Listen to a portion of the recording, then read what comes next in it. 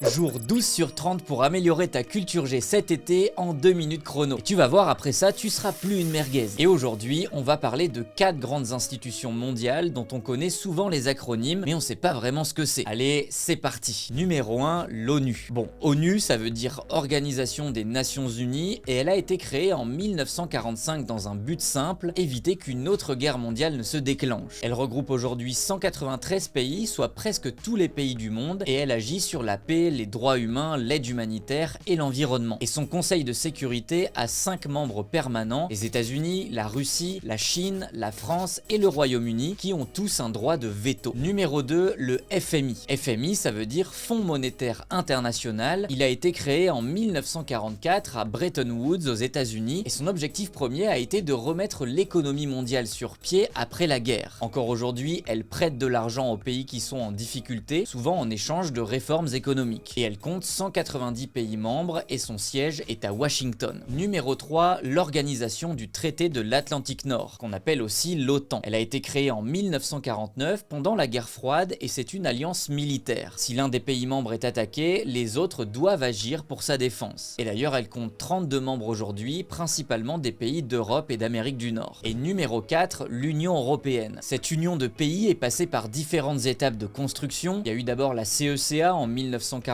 la création de la CEE en 1957, l'union douanière entre les 6 membres en 1968, les élargissements et le traité de Maastricht en 1992 qui crée officiellement l'Union européenne. Et pour rappel, aujourd'hui elle compte 27 États membres, son parlement est à Strasbourg et la Commission à Bruxelles. Allez, à demain pour une nouvelle vidéo.